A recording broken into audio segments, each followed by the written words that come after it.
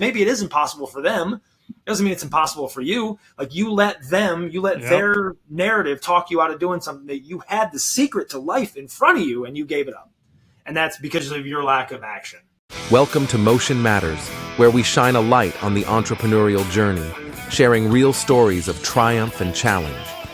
Guided by Jamie Tilka, we connect, inspire, and educate. This is Motion Matters. Hello and welcome to Motion Matters. This is the podcast where we talk to entrepreneurs about their trials and tribulations, peel back the layers and learn a little bit more about what it takes to get in the game and to achieve your destiny. So with that, I'm excited to introduce Mr. Richard Gamble. We first met about a year ago at a fellow mastermind meetup that Richard said I really need to go to, and went there. Mine was blown, super excited. Since then, become great friends. Love his story. He's done amazing things. So with that, I'd like to hand it over to you, Richard. If you could, just please give a little bit of background, kind of maybe a snapshot of your earlier life, what transitioned you into the entrepreneur. I know you're heavy in the real estate space. So what transferred you over to there, and kind of just a 30,000 foot view of what's transpired since that time.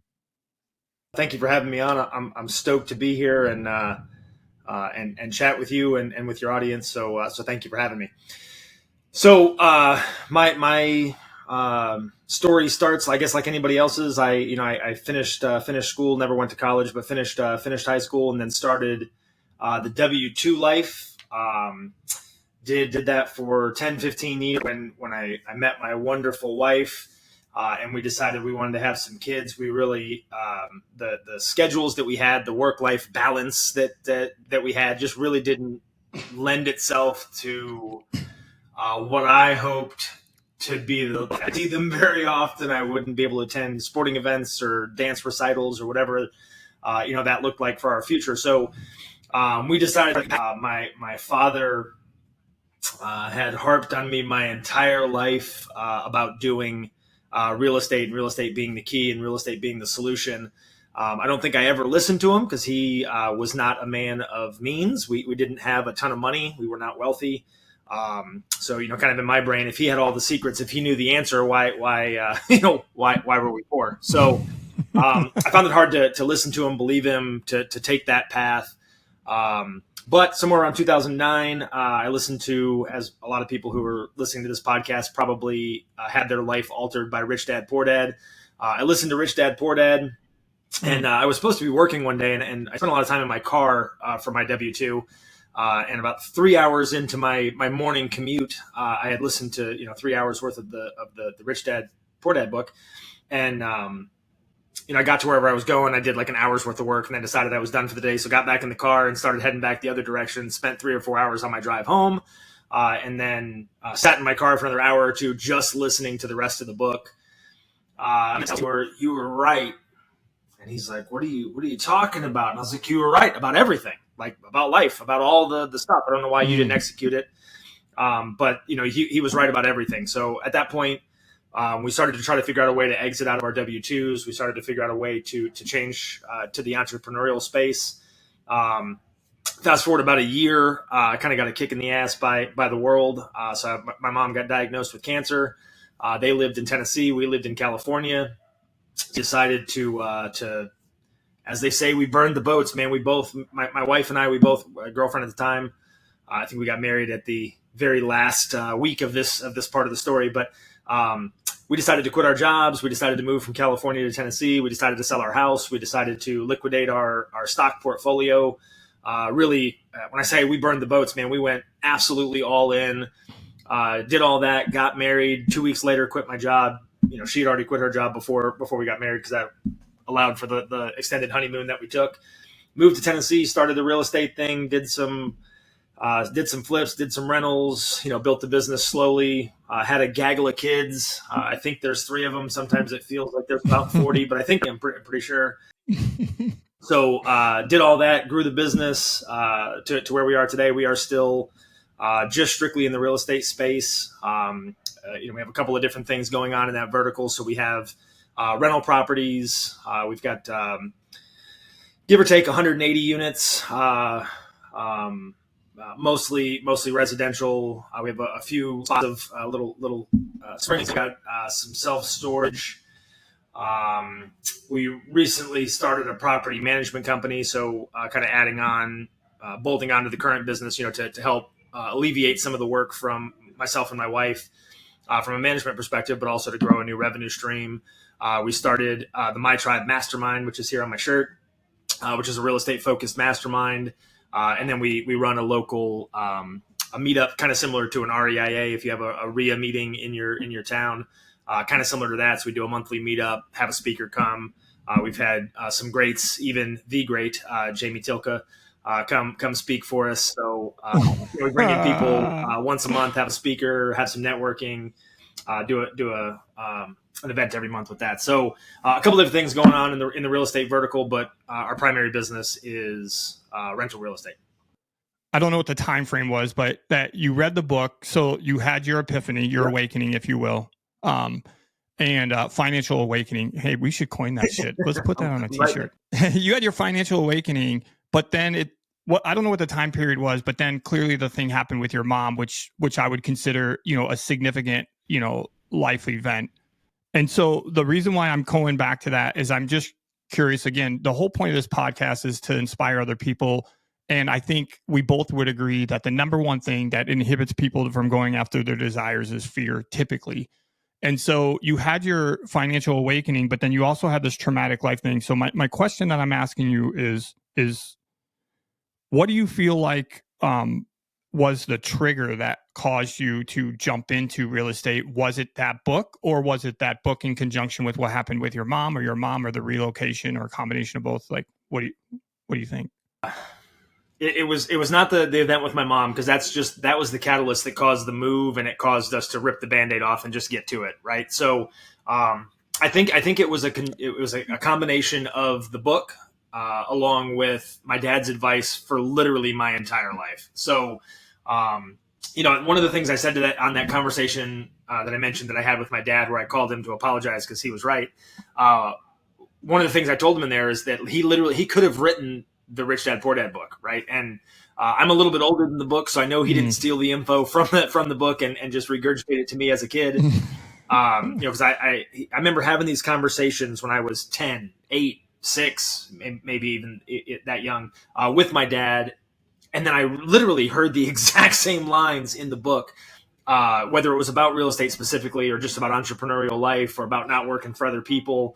All the different tenets of the book my dad had gone over with me as a child. And, I needed to hear somebody else say it, as a lot of people, again, who are listening to this, or yourself maybe. Sometimes it's hard to hear things from our parents, maybe an adult, even if it's the exact same thing our parents said, and it resonates, it hits different from that other person, because they're not your parents. Right? So I think it was a combination of the book plus the information with my dad, and then Sarah and I having a very long talk about wanting to do something different with our kids. Right? My parents tried real hard. Like I had my parents were fantastic human beings. They were not absent. They were not, my parents were together till my mom died. They wonderful, stable home as a child. But I had a sister who passed away when she was 13. That took a lot of my parents' attention for the 3 years prior to that, because she had leukemia. My parents both worked. They both worked full-time jobs. My mom worked in retail, probably worked 60 hours a week. My dad was an accountant. So he worked, depending on the time of the year, 60, 70, 80 hours a week. And then some other times it was back to just a normal 40-ish. But they both worked very hard. So they were not, I played sports when I was a kid. I ran track. I played football. I don't remember attending an event that I was in ever. Not one time. And that, again, not a slight on them. They were working. They were doing their thing. I get it. And my wife has a similar story. Her family life was a little bit different in the beginning, but same thing. Her parents were largely involved in work and doing other things, and not necessarily as present as we would have wanted them to be as kids.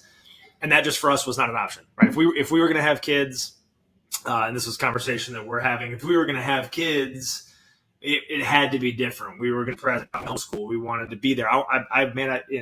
My oldest daughter turns 9 this year. I've never missed a dance recital. I've never missed any event that she goes to. I've been there for all of them. I've been on phone calls occasionally during them, but I'm there. The life we wanted for them was different, and the only avenue that I saw to get there was real estate. Right? I'm not super creative. At the time, I thought, I could either do some kind of a business or do real estate. My only gift to the world is my ability to speak, my ability to sell, my ability to communicate with other humans is the only thing that I offer. So I didn't know what business to go into. So real estate just made perfect sense, right? So it was something that I knew people made money on. I knew all the stories and the stats and the statistics around the number of millionaires created through real estate, and it seemed like something I could be part of. So it was a natural answer. And then the book and my dad had just pushed me towards it. And then, like I said, my mom getting sick was the catalyst for us to finally. We were in California at the time. It was 2010, 2011, 2012, maybe somewhere in that ballpark. And I mean, that worst housing market in the history of the world, right? The economy is imploding, especially in California. And we just couldn't get started, man. We were trying, but we were busy. We were really, I say we were trying, and I think we were. We put in 30, 40 offers on rental properties or flips in California. We just never secured one. And my mom getting sick was the catalyst for us to get off our ass and actually do it, right? It was the kick in the face that we needed to say, fuck it, pull the Band-Aid off. Let's go. That's a great segue, that last piece, into my second question. And I'm looking down because I wrote some notes when you were talking during the intro. So, okay, that's great. You looked for 30, 40 deals, put in 30, I mean, more than that, but you attempted to go after 30 or 40 deals. You get over to, and when you talk about the, ripping the Band-Aid off, I'm assuming what you meant is you were in such a upheaval that you relocated to another location. Like, let's just go all in on this. And so what do you feel like was your number one obstacle? Like, this is let me frame it out a little bit more. When I talk to people about, hey, why don't you get involved in real estate? Everybody, 98% of people have an excuse. And I tell them, look, you either have to have the money, you have to find the deal, you have to have credibility, you have to be the operator. So I'm like, you got to be one of the four legs on the stool. And so my question to you is, what was your first deal? And pre that first deal, did you feel like you couldn't get the first deal because you were missing one of those four legs? I think I was missing a fifth leg, if the table can have five legs. So when we were trying to do it in California, the leg that we were missing was a network, right? So we didn't know anybody else who did anything in real estate. I didn't know a real estate agent. I didn't know a banker. I didn't know any other investors. We made no attempt at all to network with the local community, right? We did seminars, courses, watched all the YouTube videos. We watched Flip or Flop for hours on HGTV. We did all the studying that you can do, but we made no attempt to meet other investors, right? Had we made an attempt to meet other investors, we probably could have found a wholesaler. We probably could have found an agent with a pocket listing. We probably could have gotten a deal. We just went on MLS and started making offers, right? Kind of in our thought process was, again, worst economy in history, worst housing market in the world. We should be able to just go make some offers. We're not cash, but we've got a good level of financing. We're writing competitive offers, but we are asking for a discount, obviously. But again, worst housing market in history, right? Things have been on the market for 2 years and they're not going anywhere. There's streets with 15 houses on them that are vacant. We should get something, and we couldn't beg, borrow, or steal a deal, right? So I think the piece that we were missing was networking, and we were in an odd position to start our journey versus most people who are going to listen to this who are trying to start in real estate. We had, especially once we got to Tennessee, the story changes a little bit. But in California, while we were still trying to get it started there, we had money, down payment. We had good credit. We had good financing capability. So we had the money. We had done, again, seminars, courses, books. We had done all the stuff. So I even though we had never done it before, I feel like we were ready to, single family flip or rental perspective. I think we were ready to operate. So we had that. So we had some of those pieces were already in place. We just were missing the network. Transfer that to Tennessee, and it was even more extreme because we came here, and other than my parents, we didn't know a soul. Right? We had friends in California. We had people that we worked with. A network, but they weren't involved in real estate, but we still knew people. We come here, we know my parents, and that's it. My parents were not social people. They literally knew no one. They had 2 friends each, maybe. They had very, very tiny networks, if a network at all. So we knew no one. So when we came here, we did the exact opposite. We went to a RIA meeting. That's exactly what our intention was to find a network. And the whatever cliche you want to use, the hockey stick to our growth happened when our network popped, right? And that even in the beginning, from being completely flat to a little tiny blip of a hockey stick, it was great. And then even fast forward 8 years into it, and networking really was the catalyst. So I would say for us, in California, when we were trying to get started, we were missing the network. And then when we came to Tennessee, we were really missing the network again, but we made the effort to build it here. You and I have talked so many times about this. We know what the power of the network is. And I tell people all the time, I'm like, networking is everything. And, our mutual mastermind group, they talk about relationship capital consistently, which is so huge. But it sounds to me like, again, you didn't suffer from credibility. You didn't suffer from financing, but you suffered from being able to find a deal would work because of your network, right? Because, so expanding that. No, that's great. And so the second part of that question was, when did you find your first deal and what did it look like? First deal that we bought was we actually bought 2 deals at the same time on accident. So what we ended up doing when we first moved to Tennessee, because again, we didn't know anybody. So we did the networking thing, right? Once a month, we went to a meeting to try to meet folks. And then the second thing we did was we did driving for dollars. If anyone's familiar, that's where you literally get in your car, you drive around, you look for houses that look like they're in rough shape, look like they're abandoned, look like they might have an opportunity for you to make an investor sized offer, right? So we drove for dollars, and we really were not necessarily looking for specific deals. We were looking for areas. We were looking for neighborhoods. We were looking for what was happening.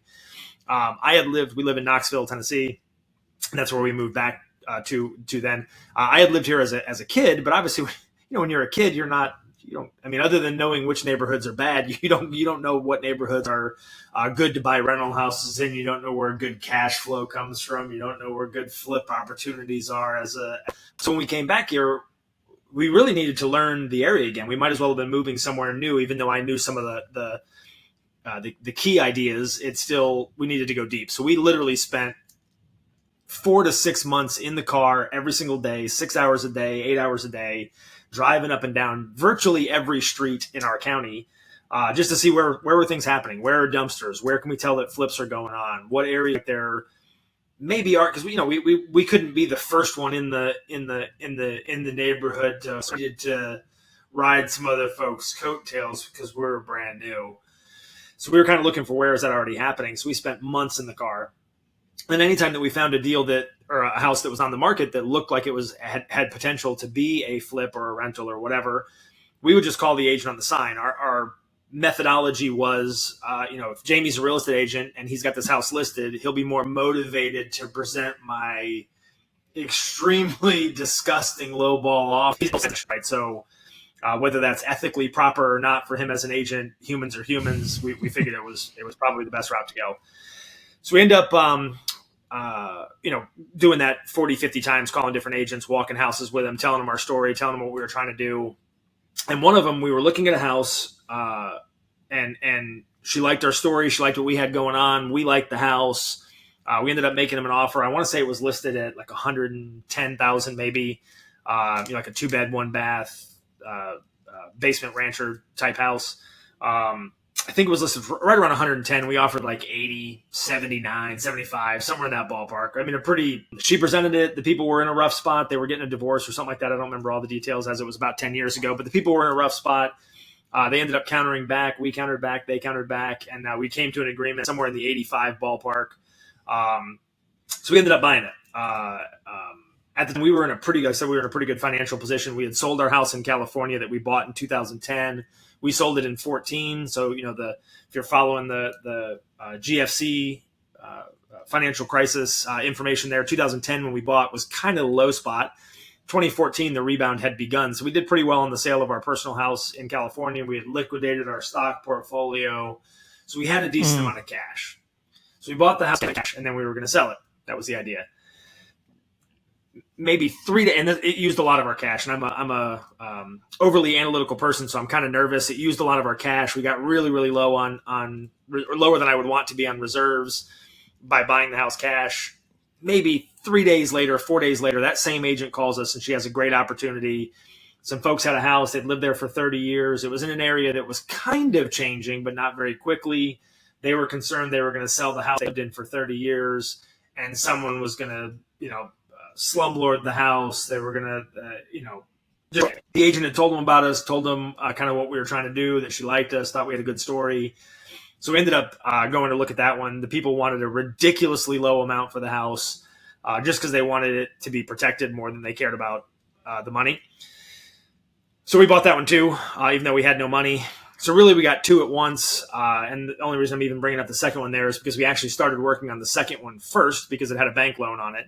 So we started working on the second one first, ended up making it a rental, ended up making the other one a rental. So we had no cash because rentals, where you generate a couple $100 a month. We had spent 90 grand. We had absolutely no cash left. So then we had to kind of scramble to figure out how to continue to survive and go from there. But that was our first one. We still own both of those houses today. They're some of the only single families that we have left just because we bought them so amazingly right at the time, because the market has dramatically changed since 2020, late 14, early 15, that we've sold almost every other single family that we have, but we've kept those 2 and a couple of other ones.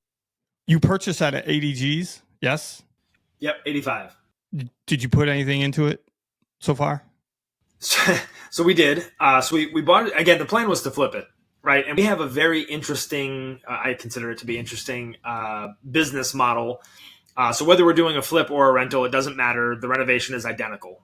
So we do a flip on everything, and then we rent it out. And kind of the idea is based or built on our laziness. I don't want maintenance. I don't want you to call me. I want to talk to Jamie, my new tenant, in January to move you in. And I don't want to hear you. I don't want to see you. I don't want to know about you until next January when it's time to renew your lease, right? If we're doing a good job, relationship. So because of that, we do a full flip. The house is, cosmetically, virtually brand new when you move into it. Mm-hmm. And that way you don't bother us with maintenance. So on this house, we did that. Whether we were going to keep it or flip it, it didn't matter. And at the beginning, we were going to flip it. So we did the flip on the house, bought it for 85. We put in somewhere around 20 grand. At the time, I was doing all the work. So I was the swinger, other than if we had something that required expertise or a license. So, if we were doing an electrical panel change, we had an electrician. HVAC, we called the professionals. But anything else, tile, drywall, paint, that kind of stuff was 100% me. So we were able to do a fairly substantial transformation to the house for about 20 grand. And that did include brand new HVAC, brand new, we rewired the whole house, did everything. So about 20 grand went into that one. We refied it maybe 6 months in, which was actually also a funny story if you want, I can go into that. But we refinanced that one about 6 months in. And we were able to do a BRRRR before we had ever heard of the BRRRR method. Mm-hmm. We were able to completely BRRRR the house back out. And it literally came from a conversation with a banker. I had never heard of BRRRR. I don't know if that phrase had been coined yet by Bigger Pockets, but the strategy was around before then. But we were talking to a banker about, we had used all of our money. We were going to flip it, but we want to keep it as a rental. And her suggestion was for us to refi it, which we did. And we were able to pull all of our, so the house was free. So what was the appraised value at that time? Sorry to interrupt you, but what was the appraised value? 130 grand, give or take $1. 130 grand. And we were able to pull every penny back. A 75, 80% LTV? 80. Yep. 80. Okay. The reason why I started off with this, so that's 2014 that you refied, 2014, 15, something ish? 15, yeah. Okay. What do you think that house is worth today? We had it, so funny side story. We've refinanced that house 6 times in that same time period. So the Knoxville housing market, like most of the Sun Belt, has really gone wild over the course of the last 5 or 6 years, especially. But even before that, it was already going crazy. So when we bought it, like I said, I think that first appraisal was somewhere around 130.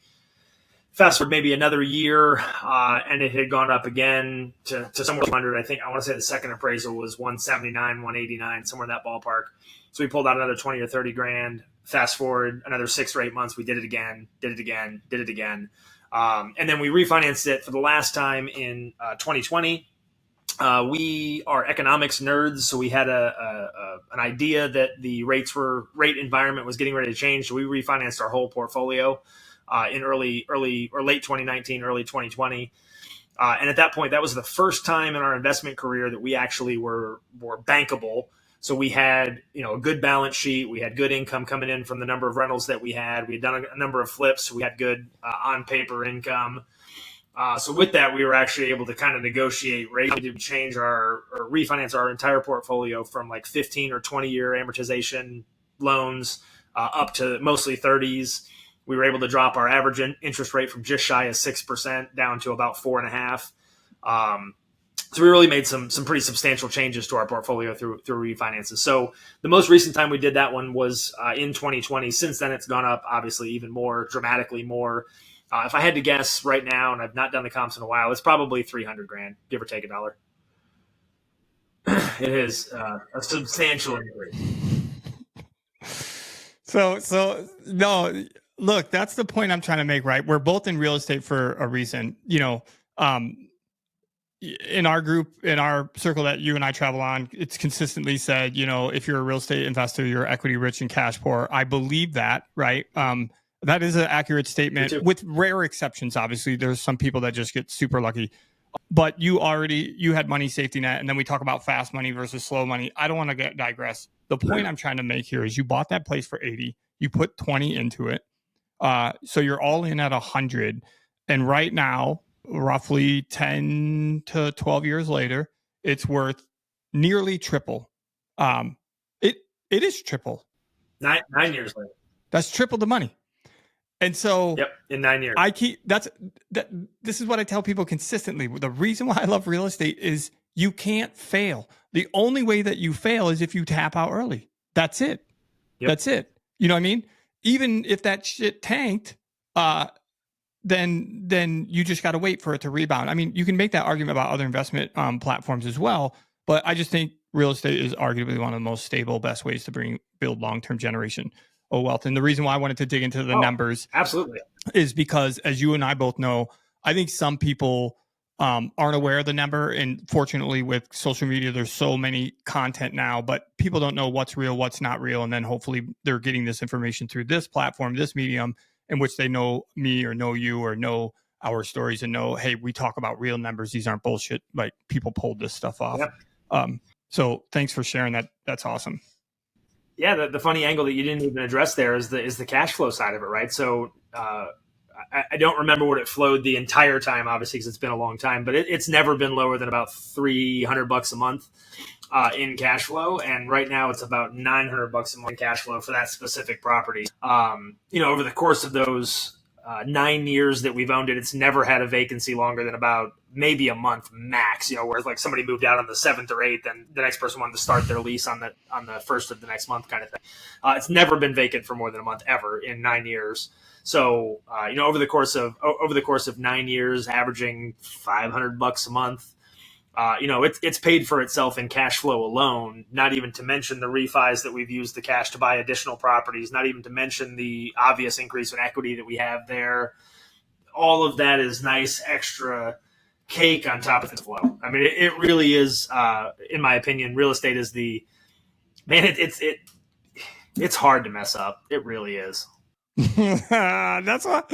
Yeah, I mean, I rented this house in DuPont, Washington, when I was stationed at Fort Lewis, Washington, and the people that lived there had built a strawberry bed on the right-hand side of the house. I never had strawberries in my yard before. Anyway, I didn't tend to the garden because I wasn't interested in it, and because I was military, I was gone all the time. But my point is I came out in the spring and it was just loaded with strawberries.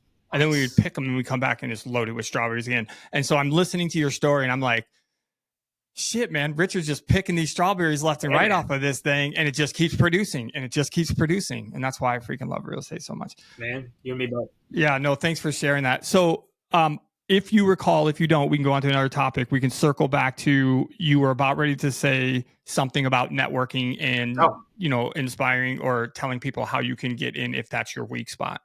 Yeah, absolutely, man. It's funny because a lot of people are afraid to get started for, like you mentioned earlier, a myriad of reasons. They think they're missing one of the legs of the table, right? And Mm-hmm.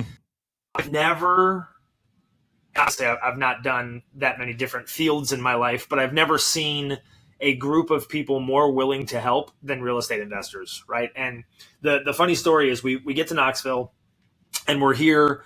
And man, we were maybe here for a month, maybe 60 days. Finally saw that there was a real estate investor meeting, and it was a RIA group, the National Association there.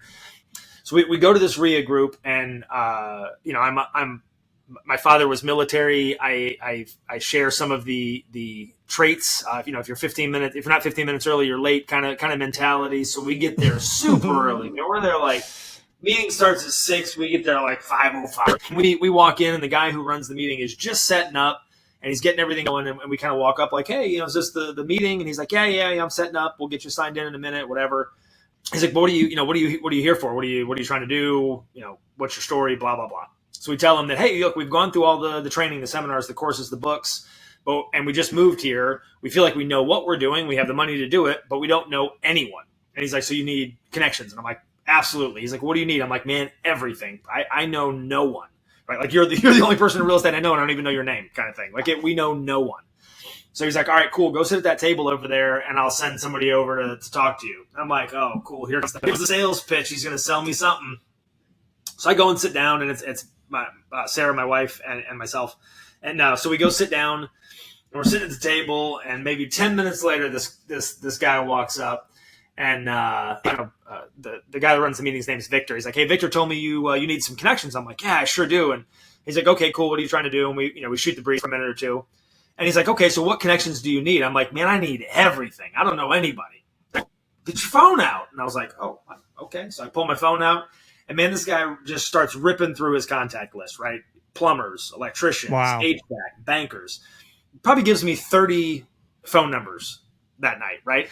And Wow. like in your brain, if you're not involved in real estate, you're thinking to yourself, right? Like you're going to give me your plumber, and then the next time you need your plumber, you're going to call him, and he's like, "Oh, I'll be over there tomorrow. I can't come today because I'm at Richard's house." Right? Like you're Mm-hmm. if you're looking at it from the outside in, you're thinking, why would somebody give away all of this information? It's literally going to slow the person down the next time they need them, kind of mentality.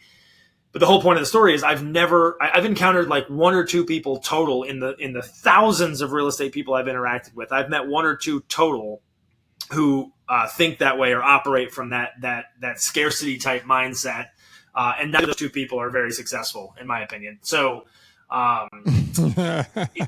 it is a community unlike any other I've ever seen. If you are fearful that you are lacking something in the knowledge space, in the connection space, go to a meeting, find some people to network, drive by a house that's got a dumpster out in the front of it and looks like it's being flipped, and pop in and start asking some questions. You will be amazed at how helpful, how friendly, how open people are in the real estate investing world. It's mind blowing. And since then I've got 150 examples of people who have literally opened the door and let me into their world, whether it was with knowledge or connections or whatever it was that I needed. The information is out there. The connections are out there. Don't be afraid to go get them, because I promise you, in almost every case, if the person you're talking to is successful, you're going to bump into somebody who's very generous. 100%, man. I love it because you also touched on another thing is like, if people are willing to be able to jump in, that proverbial statement that we say often, jump off the cliff, let's start swimming. But then all of a sudden they want to swim right back to shore because they're scared. That's where we talk about consistency. Mm-hmm. And so even listening to your stories, you've already mentioned not one, not two, not three, but a dozen plus situations in which, well, I had to do the next step and then the next step and then the next step. And so that's one of the things too that I think is so great about this, because as long as you're willing to continue on and navigate that, at one point you will gain traction, right? And so it sounds to me like your traction moment was, you got over to Tennessee, you found a group of people, this guy unloads 30 people, and then on simultaneously in parallel, you're doing all the other stuff. So in the beginning, you also talked about what your strengths were. You said these are what I have to give the world.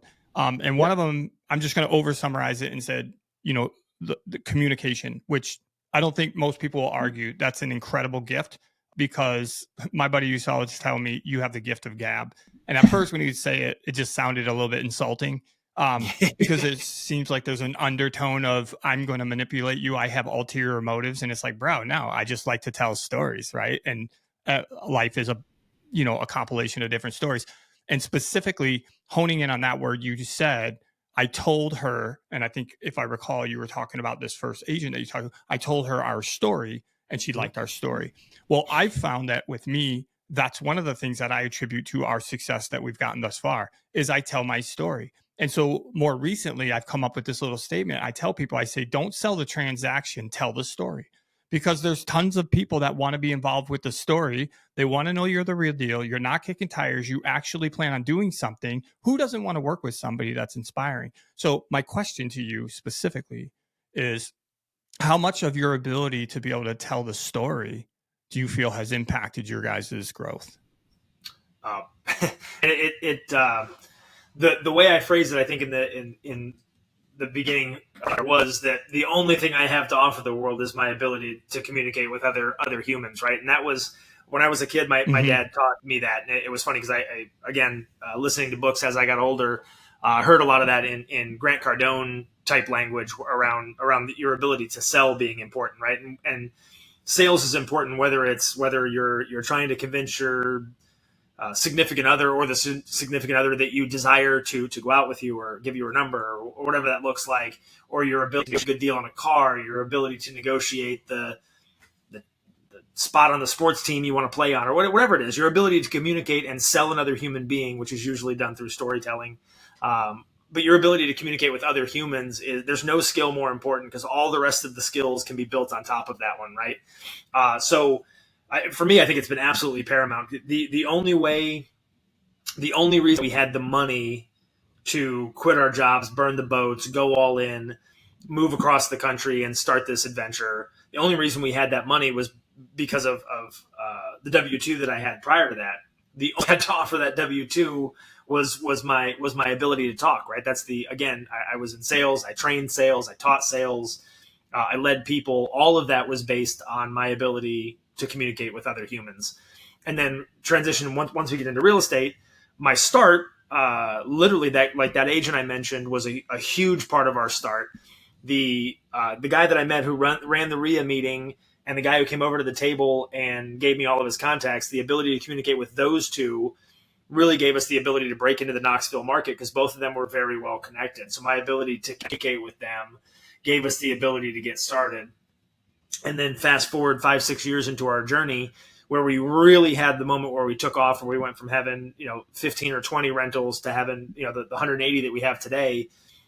100% unequivocally, without any question, the difference was we put an extreme emphasis on networking. We put an extreme emphasis on meeting people and getting connected, leveling ourselves up, moving our circle of friends to the people who the circle was who we wanted to associate with or who we wanted to become.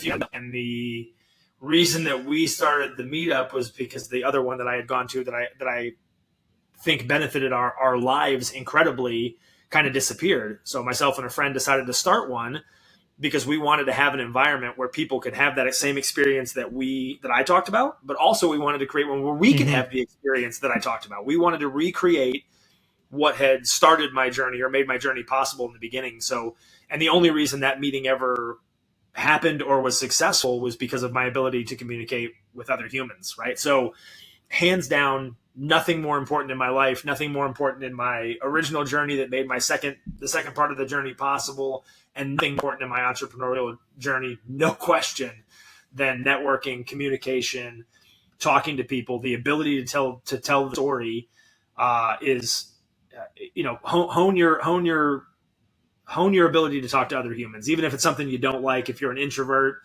if you are my partner in the mastermind here is a identified introvert. He gets, when we finish doing a meetup, we finish doing something where we're around 100 people, and he needs a break, right? Like he'll talk about it. He's like, I got to go home and like decompress. I need to get That's not his thing, right? I get a ton of energy from it. Like I love it. You walk into a room with 500 people and talking, and you can't even hear yourself think, and I am in heaven. I love that. So whichever end of that spectrum that you're on, like hone the skill anyway. If you don't like talking to people, force yourself to do it. Walk into a room, there's somebody else in the room who shares that exact same feeling. They don't want to be there either. Find them, talk to them, build a friendship. And then once it's the two of you, you'll be amazed how many, like somebody else is going to walk up and join your tripod and be like, hey, Jamie and Richard, what are you guys 100%. talking about? They're going to want to be part of it. And once you're the established person in that tripod, it's so much easier, man. Just hone your ability to talk to other humans. There's nothing more important. Yeah, I 100% agree. I always tell people that I kind of treat Dale Carnegie's How to Win Friends and Influence People as like the 101, right? So the 101 version. There's another book by John Maxwell, and I don't have it memorized. It's something along the lines of like everybody speaks, but only a few people communicate. And it's basically talking about what you're talking about, which is honing your abilities to be able to connect with people. Oh, that's it. Everybody communicates, but few people connect. That's what it is. And that is one of my favorite books with communication, because it really does talk about it. And he goes deeper into the fact of kind of what you just said. You said hone it. He says people think it's an innate ability, and to some extent for certain people it is, but it's not something that can't be learned. And the only way is we know to get better at it is you got to get your 10,000 hours in. Yeah.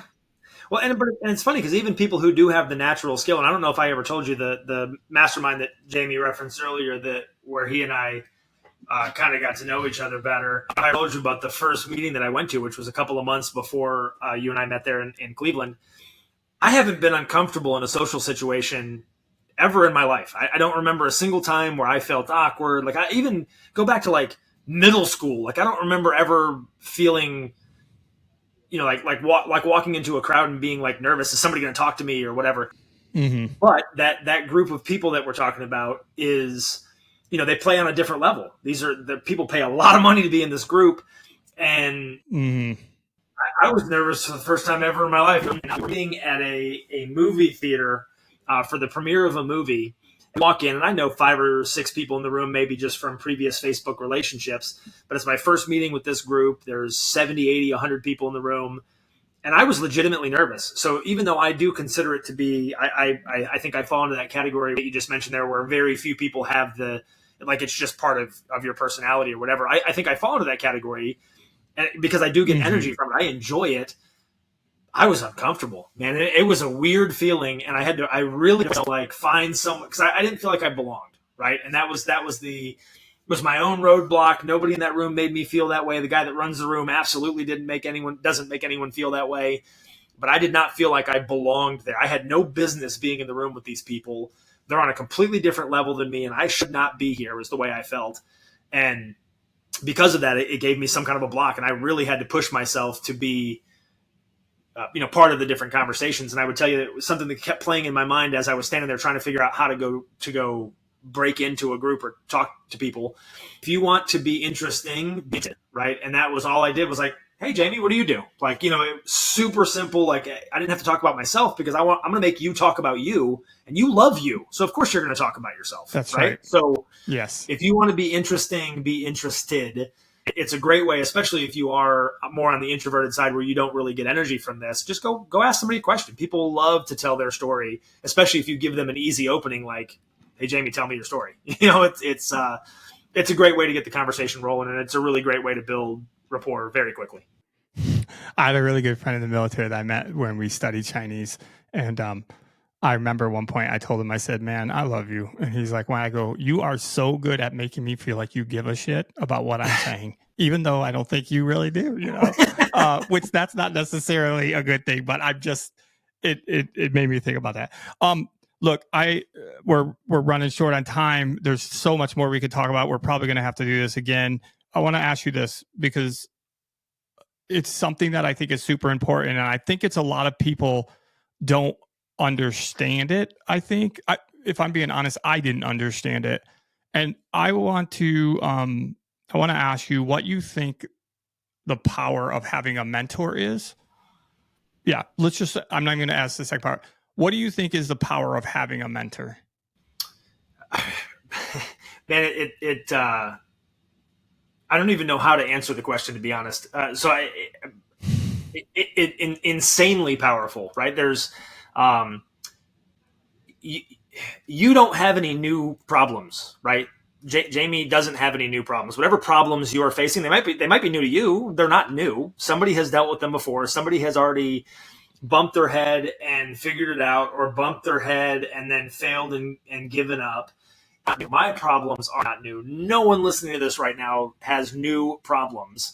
Mm-hmm. You just don't know anybody who's solved them yet. You don't know anybody who has crossed the river. You don't know anybody who's completed successfully, failed, and tried again at the problem that you're having right now, and that's a networking problem, right? Having a mentor, in most cases, eliminates that, right? Because chances are, if I'm 10 years further ahead in the same journey, if you were starting your investing journey today, and I'm 10 years in, chances are most of the stuff that you're bump up against, I've already done it. I've done it and failed, done it again and failed, and then finally I figured it out. Or, maybe I figured out a different way to do it, or maybe I just have an idea of how you can do it because I've done so many more things. That having a mentor can absolutely, I don't want to say it'll eliminate you bumping your head and having problems, because that's not the point. The point is when you do bump your head, when you do stumble, having somebody there to help you up, having somebody there to help you through it. And occasionally having somebody there to help you keep it from happening. But even if that mentor doesn't know, maybe I've never done the specific, Jamie does a lot in the STR and MTR world, short-term rentals, and one of those things. So if he was starting today and trying to build his Airbnb empire, maybe I don't know the answer to the question because that's not my space.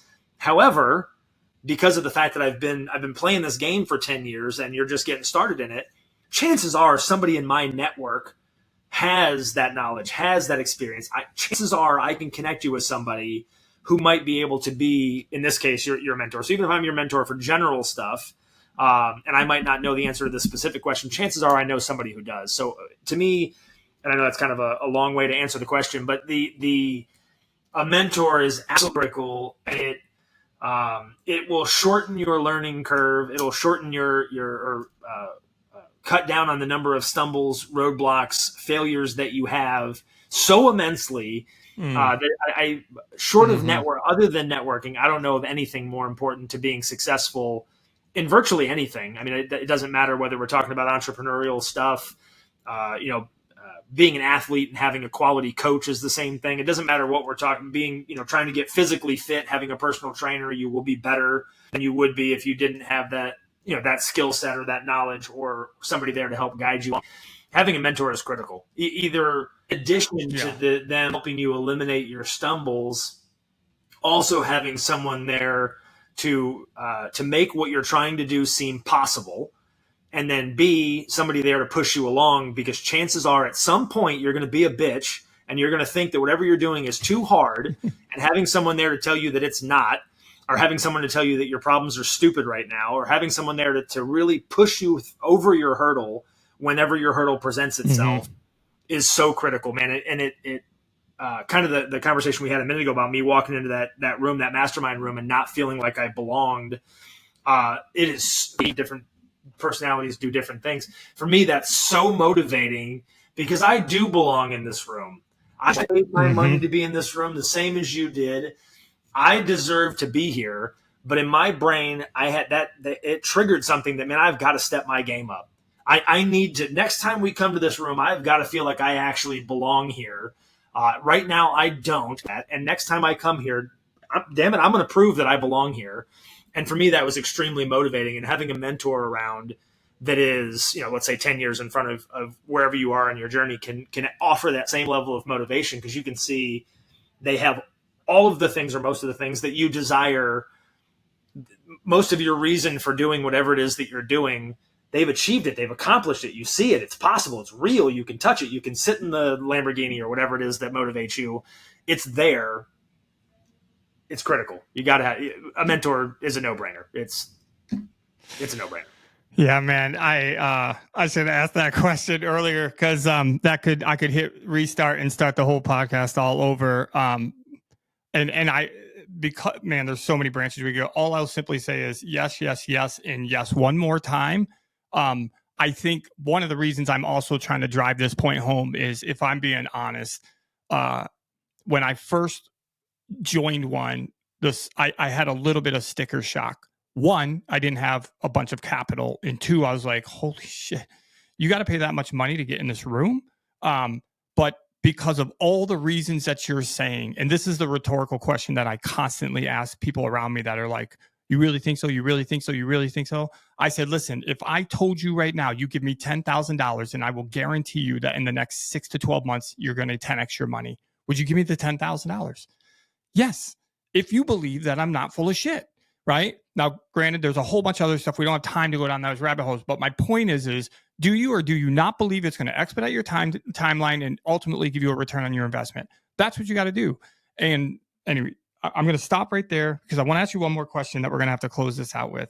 Yeah. There's just too much here.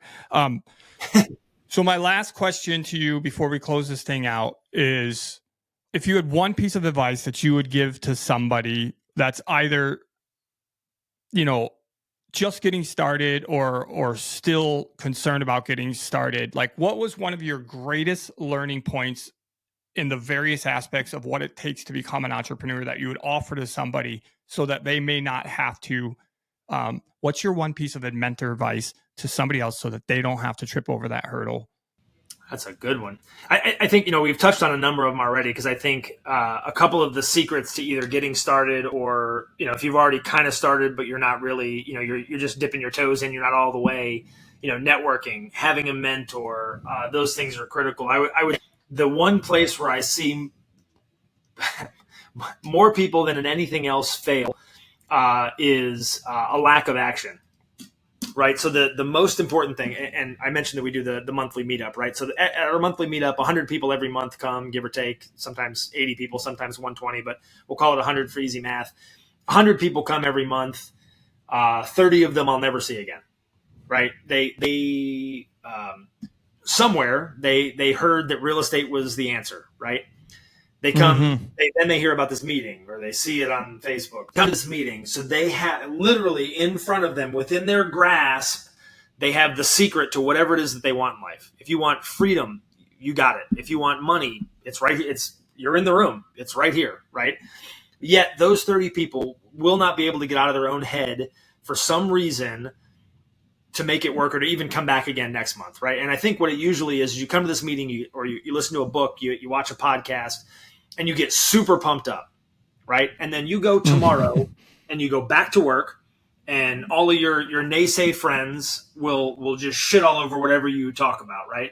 Man, I got this great way, man. I'm gonna buy a bunch of rental houses. I'm gonna buy a third one, keep it as a rental, and I'm gonna buy another one and flip it, buy another one and flip it, buy another one and keep it. And 5 years from here, I'm out of this place. I'm done. I'm not 5 years from now, Jamie, me and you aren't going to work together anymore, because I'm going to quit, because I'm going to have enough money from my real estate business. I am out in 5 years. And Jamie's like, man, come on. Man, if it was that easy, everybody would do it. Why? That's stupid. You really want to deal with tenants and toilets at 2:00 in the morning? You want to deal with clogged toilets and whatever. And they're going to poo-poo your idea, right? And then you're going to go home and you're going to talk to your wife or your girlfriend or your parents or whoever and say the same thing. Man, Jamie, that's not how you do it. You got to work for 40 years, kill yourself for a company and a job that don't care about you. And then when you're 70, 65, then you can retire and enjoy the good life. Not until then, man. If there was another way, it's only for rich people and trust fund babies, and that's not for you, dude. You just get back to work, right? And then, man, I still don't believe it. And then 2-3 more days go by, and your negative thoughts start to come in, and finally you just give it up. And the problem is you let the world beat you down, right? You let everything, you let all of the negativity around you stop you from doing it. I promise you, Jamie is way smarter than me. I'm not very bright. If I can do it, I promise anybody listening to this podcast can do it. I promise any of those 100 people who came to my meetup and the 30 who came and then never come, I promise you they could have done it. They're all probably smarter than me. I'm better looking, but they're smarter. It's a trade-off. But the whole problem is you didn't leave that meeting and take action. And right, whatever that action is, I'm not saying like go to a meeting and the next day turn around and go out and buy a bunch of houses, but you left that meeting and then you didn't set up a time with this guy, Jamie, that you met over at the food table. You didn't set up a time with him to go have coffee the next day, because then you guys could talk about it, and you're both in, you both want to do it, you're both serious about it, and then you guys could form a mental partnership and work your way up instead of going back and listening to your negative friends and your negative influences. You didn't take action to go buy a course, join mentorship, or I mean, hell, maybe you do go buy a house. Whatever it is, you didn't take action, and because of that, the world beat you down and made you think it was impossible, and you gave up. And you gave up on your dream. And the really sad part about it in this exact scenario is you were in the room. It's not even like you need to go find your path and discover it. You found the path and you gave up because somebody else talked you out of it, or somebody else gave you their negative view of the world, because maybe it is impossible for them. It doesn't mean it's impossible for you. Like, you let their narrative talk you out of doing something that you had the secret to life in front of you, and you gave it up. And that's because of your lack of action. I'm going to put some good gospel music behind what you just said. Preach, brother. Hit it. But no, it's action, man. Take action. Man. And then it also works as you get further along, because once you've figured it out, the only difference between somebody who does a little bit of business and maybe 15 years from now they can retire and quit their job, and that person who's ridiculously successful, the difference is the amount of action, the level of action that they're putting in, and the level of action that they're taking. So it continues to work the entire way through your curve. The difference is the action. So take action. Boom. 100,000%. How can people get a hold of you, man? Like, you have a mastermind group. I know you got other stuff going on. So spit it all out, like your Instagram, your Facebook. Like, if somebody wants to get a hold of Richard Gamble and join your group, or wants to get a hold and invest with you or learn from you, like, how do they get in touch with you? Man, I appreciate that. So the best way for the mastermind is www.mytribemastermind.com. If you forget it, you can just read the shirt there. mytribemastermind.com. I'm most active on Facebook. I have all of the other platforms, but I'm most active on Facebook. On Instagram, it's the Richard Gamble. On TikTok, it's the Richard Gamble. On Facebook, it's just Richard Gamble. I believe on all of them, my profile picture is the same. It's me and my kids with Robert Kiyosaki. So if you're looking for somebody, that is me. But by all means, hit me on mytribemastermind.com. There's links on there to send me emails and messages and whatnot. Definitely the best place to find me, or hit my man Jamie up and he can get you in touch if you can't find me. Sweet. So for all you guys listening to this podcast, Richard and I have become pretty good friends over last year. Incredible family, incredible dude. Everything he says is the real deal. And if you're looking for somebody in Tennessee, I mean, you don't even have to be in Tennessee, but I'm saying, first of all, if you're in Tennessee, you should probably be going to, you should be going to their mastermind. If you're not, don't tell me about woe is me, the sky is falling, because I ain't got time to hear that shit if you're not going. Second thing is I would just encourage you to reach out to him. Richard's all about helping other people. I've reached out to him a couple times, both for personal things and other things. Richard's a great dude. His community, his culture is a great dude. So with that, again, thank you for coming on. Love this story. So much shit to talk about that we're going to clearly have to do it again. Yeah, man. But wish nothing for best for you and the family. And thank you, Richard. Appreciate it. Same to you. Thanks for having me on, man. It was a blast. Thanks, brother.